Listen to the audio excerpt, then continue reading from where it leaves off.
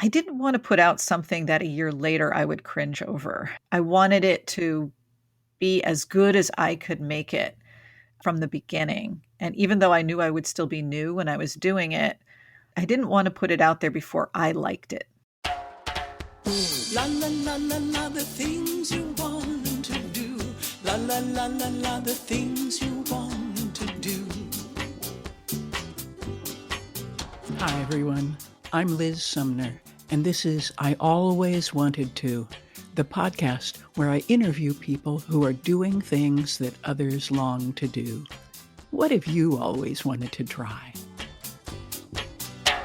Someday I will heed the call and sail off into the blue. Someday I will bag it all and do the things I want to do. La la la la la, the things you want to do. La la la la la, the things you want to do. Hi everyone. I've met some wise, wonderful, and generous people in the podcasting space, and today's guest is an excellent example. Regular listeners will notice how often the topic of a supportive community comes up in my conversations with guests. Just about everyone mentions that when they were ready to take a step toward their dream, others were there to help them along the way. Lori and I get together regularly to chat about our love of audio, our goals and frustrations, and share the highs and lows that only a fellow podcaster can appreciate. Our shows have very different styles. I Always Wanted To is a straight interview, while Lori's podcast, Mementos, is a first-person narrative with rich sound design to set the scene. We really like each other's work and suspect that our listeners will as well, so we decided to showcase one another. Lori created an episode about a keepsake of mine entitled Liz's Nonni that talks about my move to Italy. The link is in the show notes. And I interviewed Lori to find out her backstory and how she became a podcaster. Here's the interview. My guest today is Lori Mortimer. Lori is the creator of Mementos, a beautifully produced podcast about the emotional backstories to the objects we keep.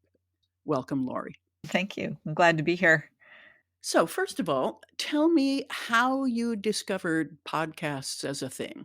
You know, I think it probably came out of listening to NPR and going on the road to take our kids to see their grandparents. We live in Massachusetts and the grandparents lived in New Jersey. And so we'd go several times a year on these 5 or 6 hour car rides and, needed entertainment for the car. And so we would listen to Wait, Wait, Don't Tell Me and Car Talk, with the kids. And they love both of those shows. So that was, I think, probably where it started, was converting me from listening to shows on the radio that I already listened to episodes that had been made available as podcasts. So things like Fresh Air, and like those fun shows that I mentioned. And then how did you go from listener to would-be maker? That was an interesting journey. So a few things came together at the same time. One, which was I discovered, and I don't know how, but I discovered that there's a place in Boston called the Podcast Garage, and it's a maker space that is operated by PRX, which is a public radio exchange, a company here that works in public radio and in podcasting now too. And they created this space where they could have a community space for people who wanted to learn about making podcasts and make them. So they have a studio space and a gathering space. And I don't know how I found out about them, but they came across my radar and I was like, oh, that would be kind of interesting to just take a couple of classes there. So that was in 2017-ish. And then in 2017, also, my mother passed away. And it was somewhat sudden. She had been ill, but we thought she was going to be good for like the next 10 years. And then she had a recurrence of her cancer and she passed away kind of quickly. And so I spent the summer of 2017 with her and then starting to go through all of her possessions. And so in going through her entire house, there was one object that I found out in the garage, buried in a back corner underneath her staircase up to her garage attic, that just kind of blew me away because it was something I didn't know she had and that she had kept for over 60 years and had moved it from when she was a kid to when she was married to my dad, and then out of that house and into the house that she lived in after my dad passed away. So it just sort of all came together of I would really love to tell this story and then also had this outlet to learn how to do it in the audio format. So you had dabbled, you had explored what it takes to make a podcast and then had this idea for a podcast. Did you ever think of other concepts before, or was it just the your mother's memento and you put them together like chocolate and peanut butter? It was definitely a little chocolate and peanut butter, but, I dabbled with some almonds maybe and some coconut as well. Uh-huh. Um, because in the beginning, I think I took my first class. It's called Is This Thing On? At the Podcast Garage. I think I took that after my mother passed away when I came back from New Jersey after being there for a couple of months. So I think, yeah, if I recall correctly, I didn't settle on the idea for the show until early 2018. So I kind of was just starting to explore some things for me. And one of the other things that happened was after my mother passed away, I stayed down in New Jersey for like a month and a half and then came back to go back to work. And then I realized I was having a lot of difficulty processing it all and Mhm. dealing with her estate and dealing with the house and trying to get it sold and all those things. And so I left my full-time job. And so I believe I took my first podcast class after I had already left my job. It was right Okay. around that time where I suddenly said, okay, I have some bandwidth now to take this class at night and see what else there is going on down there. So you found the item in your mother's garage Yes, and so what was the path and how much time did it take to turn that into the beginnings of mementos? that's a good question. So back in 2018, the calendar year after she passed was the year I really started working in earnest on this is going to be my idea for the show. Originally, my idea was going to be called Finders Keepers, Hmm. with the idea of people finding things like I had Mhm. found something that it was Mhm. unexpected and talking about it, but I shifted it over to a different concept slightly. So it took really from I would say like early 2018 for that idea, that specific idea until the fall of 2019 to get the first episode out. I was really intentional about not trying to create it before I understood more about what I was doing. There are a couple of theories about how to go about something like this. And one is just throw it out there and learn as you go. And what you put out, and you'll just keep learning and it'll get better. And you'll go back and listen to those early episodes and you'll say, oh, I've improved so much and all that, which I think is true of anybody at any point that you start something. But I was really coming into it as I didn't know anything about audio production. I hadn't been like, even though I was an English major, I hadn't been somebody who did a lot of my own writing, creative writing per se. I had done some like industry related writing, nonfiction, but not tell me a good story kind of writing. And so I really felt like I needed to build up my chops both on the audio side and understanding how to make an audio piece, and then also just in general on storytelling and how to weave a tale, and also thirdly on how to build a show, a concept for a show, and what that show would look like, and even just coming up with a tagline for it or whatever. One of the instrumental short periods of time was I went to Work It, which is a conference that's held in New York one year and then LA the next for women and non-binary podcasters. And I had a car ride down. I drove down. I was like the mom with a car full of people. Drove down to Brooklyn and had Palace Shaw, who at the time worked at PRX, and Mayan Plout and Galen Beebe and myself. We all drove down to New York from Boston for the show. And we just talked so much on that car ride about everybody's stuff and and everybody's life. So we had two, 4.5 hour rides to talk to each other, plus the conference in between. And it was really that that stretch of days where I really helped solidify the idea for the show, was having nice in-depth conversations with people who really gave me some great things to think about. And I did actually came up with the tagline for the show then. Tell us what your tagline is. The tagline is sometimes what you keep is on the inside. That's great. So the podcast really does focus on the object a little bit, but what it means to the person who owns it for the majority of every episode. They tell a story behind it, how they came to get it, what it means to them. And it's really about them reflecting on their life or a relationship in their life through this object that they keep. So it's not, Antiques Roadshow where we want to know the entire provenance of an object and its historical interest and all that. Nope. It's all about those little personal stories that turn out to have a lot of depth to them. And that they resonate with people. I think any given object is very personal to the person who keeps it and who's telling their story, but we can all relate to the idea behind a memento. We can all relate to how a memento could really remind us of somebody who was important in our lives or to an important time in our own lives.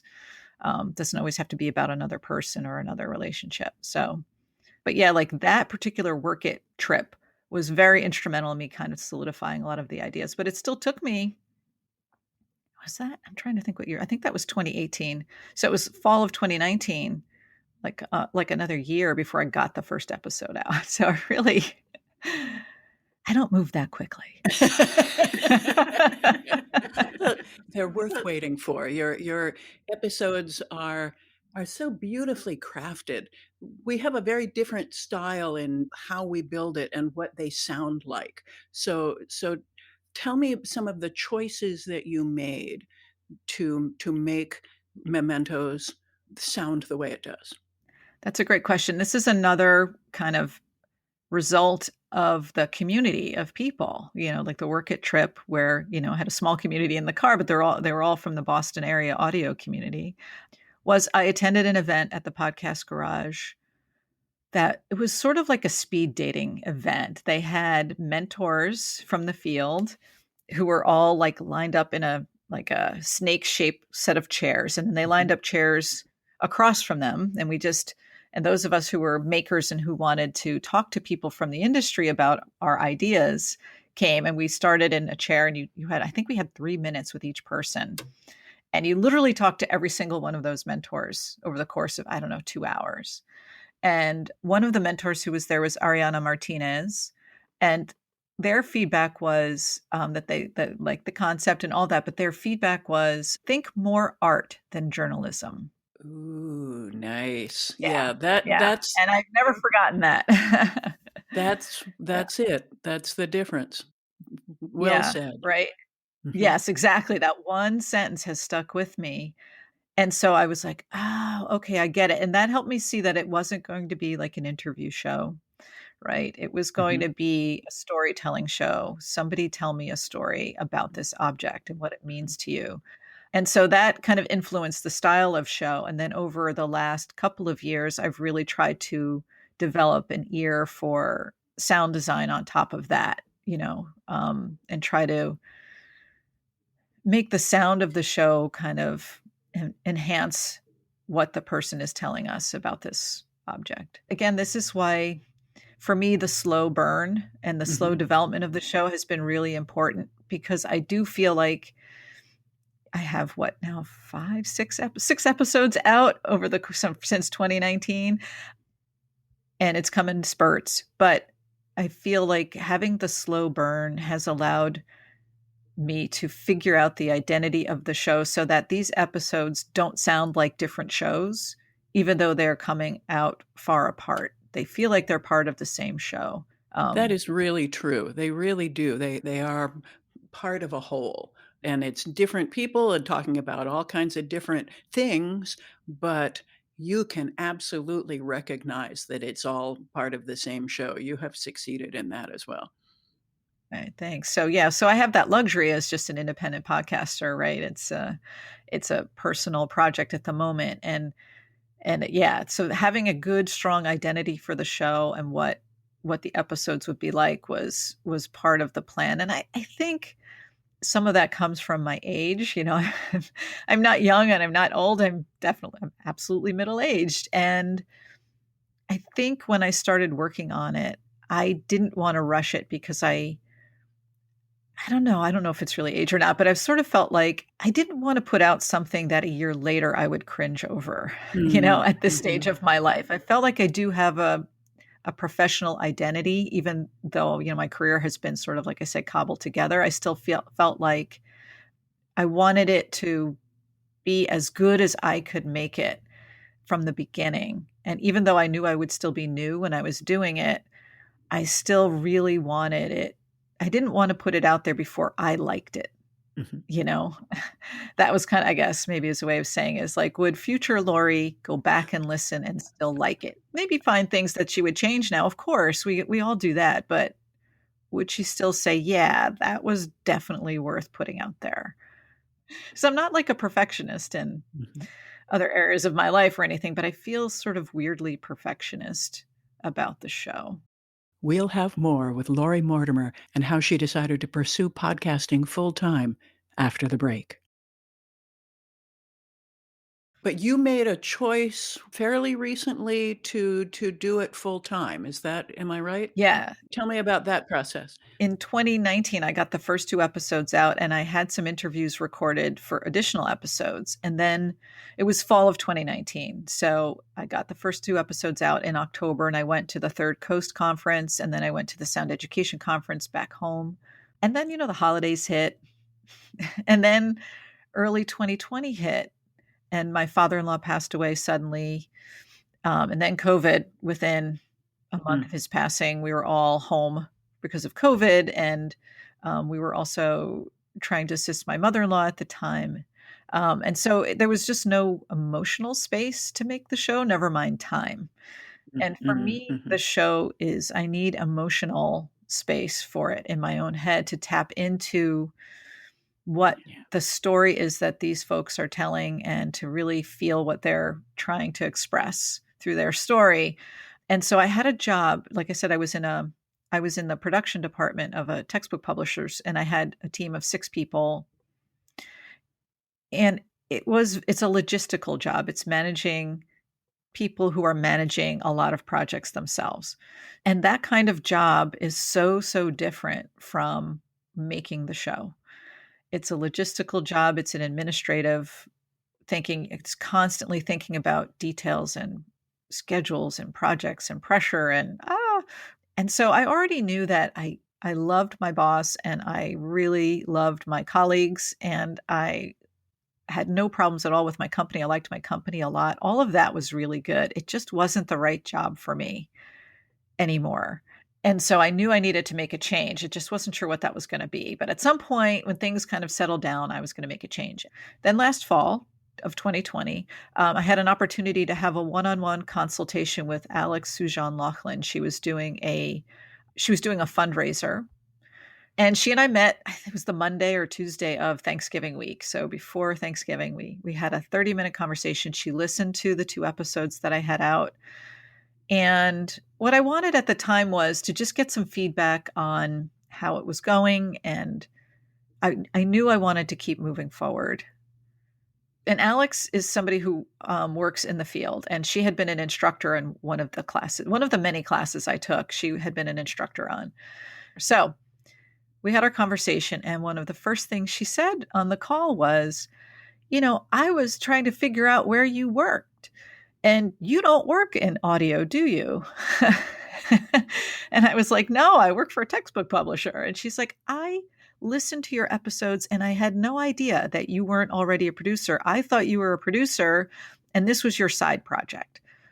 And when she said that, I just still, I'm getting goosebumps now, even thinking about it. Like when she said that, I thought, oh my God, I tricked her.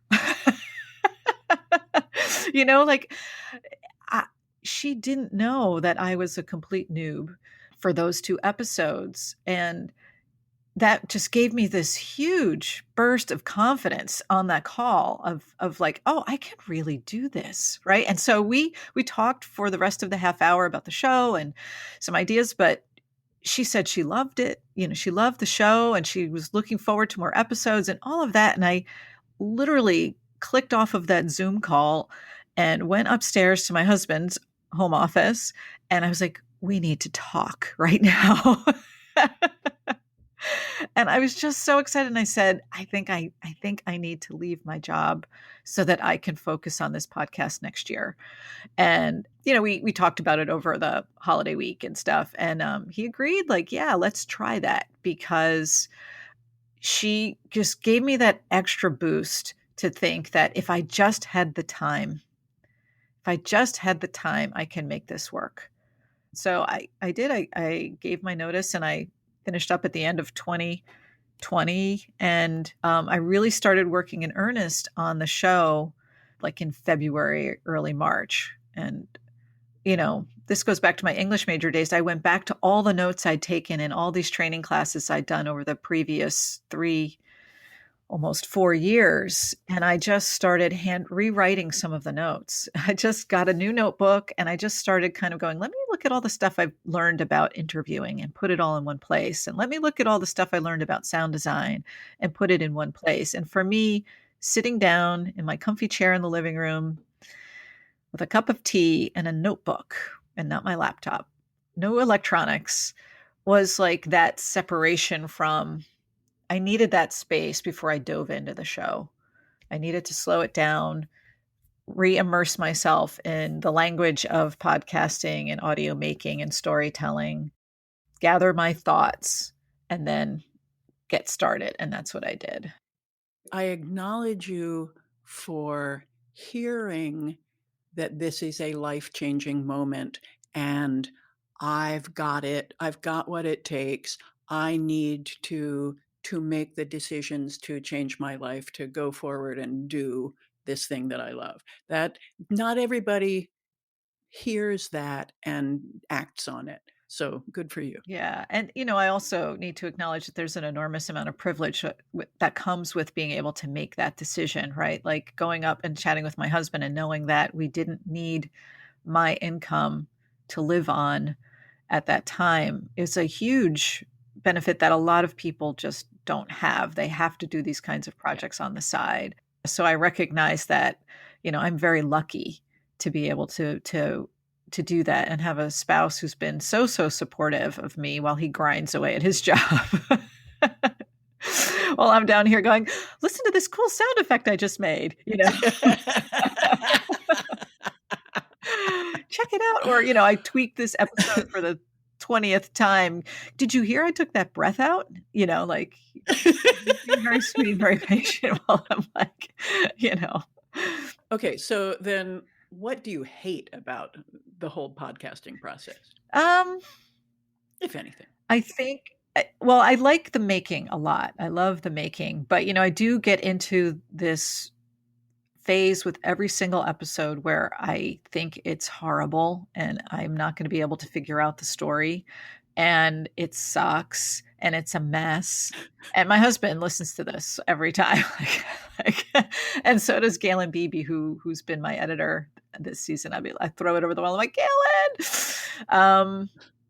So that part is hard for me. And I think that's part of trying to create something that's, more art than journalism. Maybe it happens for other folks too, where you're just never sure if this episode is coming out right because you're just too close to it for a while.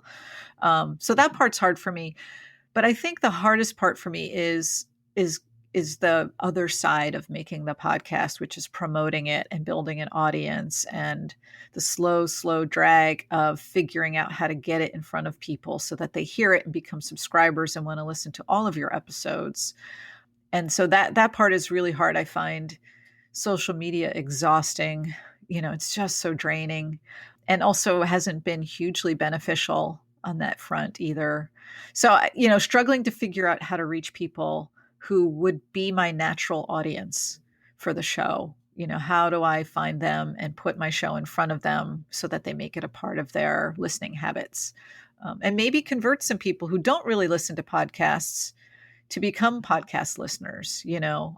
I do think my show would resonate with folks who are a little bit older and are going through some of that almost nostalgia in their own lives, but they tend to not listen to as many podcasts. So finding them and reaching out to them and turning them into listeners is a huge challenge, which I haven't even begun to address. So for me, the other part of it, which I think is true of like anybody, they say, even if like you're an author or a freelance writer, that 50% of your job is that work and the other 50% is marketing, so that's the 50% that doesn't really, and I also know it's not my strength. So I know that it's harder Mhm. for me. It's more effort on the marketing side of things. Yeah, I fear that's true for anybody who creates something, is that Yeah. that it's, and it might be more than 50% marketing. Right. Right. Well, and it's the genius behind the idea of like Patreon, right? Is Yes, that yes. if you have supporters that they can help pay for your show, because it's not free to make a show. There are expenses around it, Mhm. especially if you want it to be high quality show. It costs money. It's, not only am I not working this year, I'm spending money on the show Mhm. Mhm. as Mhm. well. It's out of pocket expenses, which are all worth it. Mhm. But I don't know how long that's sustainable either. Mhm. So, that's why we kind of said, like, let's try it for a year and see, get the show built, and then I'll have my show and I'll have a portfolio of work, and maybe there's a way to find a sponsor or something like that going into another season. Yeah, so tell me, what's your 1 and 5-year big dream? Mm. I would say I would hope that within 1 year, I would find a way to at least cover my costs for the show, that what I'm spending out of pocket to help make it what it is, I can recoup through building an audience and either having a Patreon or finding a sponsor who wants to be aligned with this show because of it matches what it is that their business is about or something like that. And then 5 years, I would say I would love to still be making the show and have a bigger back catalog. I'd like to get more than 5 or 6 episodes out in a year. Maybe one a month is the right pace for me. Nocturne, the podcast. I don't know if you know that one, Nocturne. I That one do. is a Mhm. monthly show, and it's a beautifully sound designed show. Stories of the Night. It's very good. That's once a month, so that seems doable. But I would also like to see if I could make this a career change, right? Can I turn my this 2021 work into a new career? Would somebody hire me to work on their show or their shows after I've made this show?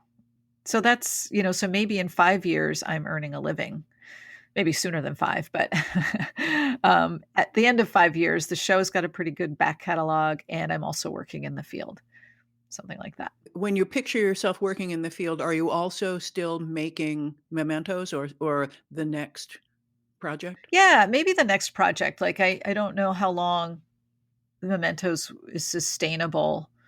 Like I feel like if I did it for 5 years and I got 12 episodes out a year or something like that, I feel like that's a pretty good catalog for the concept of the show. Yeah. But maybe it would be, one of the things about the more people hear about it, the more people say to me, "Oh, I have this thing, you know, that I could talk about on your show," or "Oh, it reminded me of this that I keep," So maybe it's an evergreen show that could go on forever too. I'm not really sure. It's hard to know. Yeah. Mhm. I was going to say I do sometimes get, I don't want to say bored easily, but distracted by other things.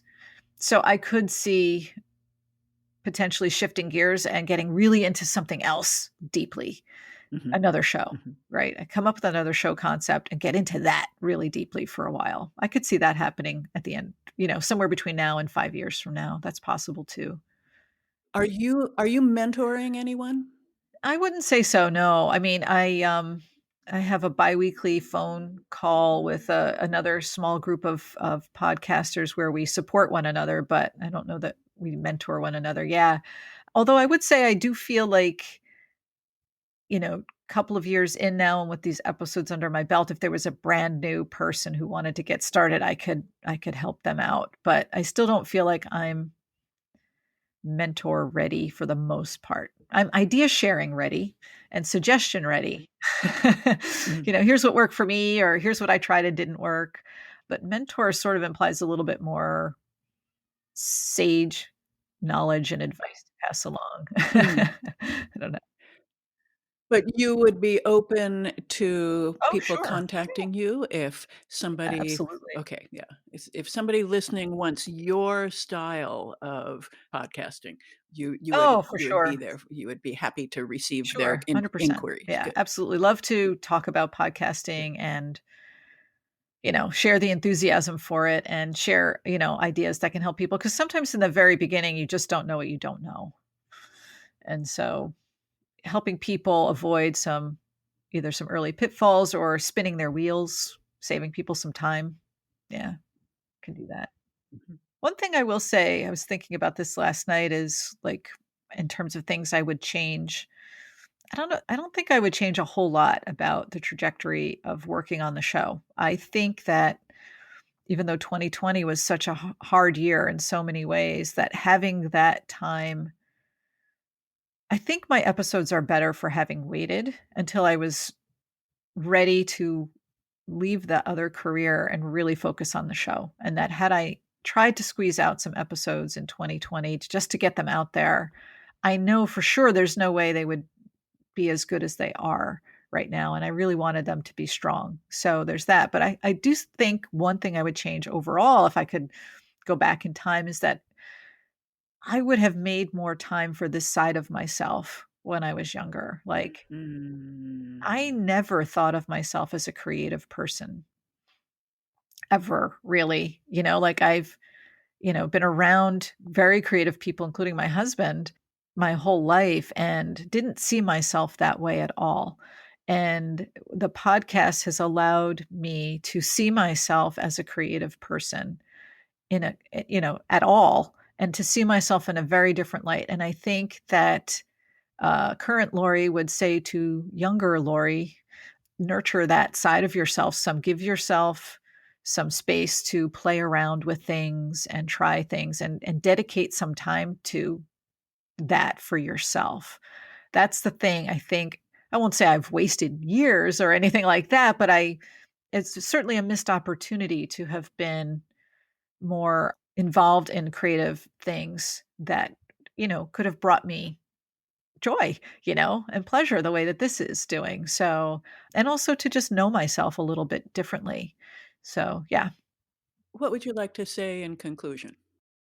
I guess I would like to say I definitely recognize the opportunity that I have to make this kind of a change for, doing a project that I've been calling a passion project and trying to turn it into a career change project. That I have this opportunity that a lot of people don't have, and I'm so appreciative that I do have it, and that the biggest recommendation I can make for anybody is that if they want to try something like this, is to find a community of people who are also doing that thing that you're really interested in doing, because I wouldn't be anywhere without the local Boston audio community and the larger you know, audio community, and it's even worldwide. I mean, there's just people all over the world who have come to conferences that I've been at, and, it is a really wonderful, supportive community of people who want more audio stories in the world. And so for whatever your passion is, there is also going to be a community who wants more of that thing in the world. And it just bolsters you so much to have those people in your life, even if it's all, online communication, it's still there. And it's invaluable. It's just absolutely invaluable. I couldn't agree more. I have certainly found that to be true in the podcast industry. I bet it's true in other creative pursuits as Mhm. well. That people who might feel afraid to go out there and meet other people who are doing the work or who are experts at it, I bet there are people who love bringing newbies along and lifting them up and helping others do what they themselves love. 100%, for any, and I think that's one of the benefits of the online communication that we have available to us now, all these different channels, is as exhausting as they can be, and as, there are other pitfalls to them, of course, as well documented. That there's a group of people who have a similar interest out there for you, whatever it is, definitely out there. I thank you so much Yeah. for doing this with me. Sure. My thanks to Lori Mortimer. There's more great material about Lori's process and how she learned about audio production and sound design in a bonus episode at patreon.com/alwayswanted. You can find out more about her podcast Mementos in the show notes. Thanks also to you, my listeners.